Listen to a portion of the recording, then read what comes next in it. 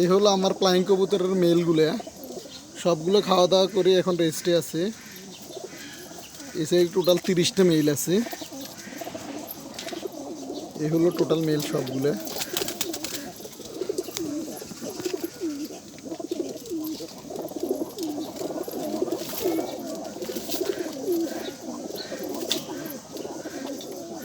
এই হলো মেলগুলো, দুইটা হচ্ছে গ্যাস উঠলে দুইটা আছে। এই হলো একটা আর এই একটা গ্যাস উঠলে,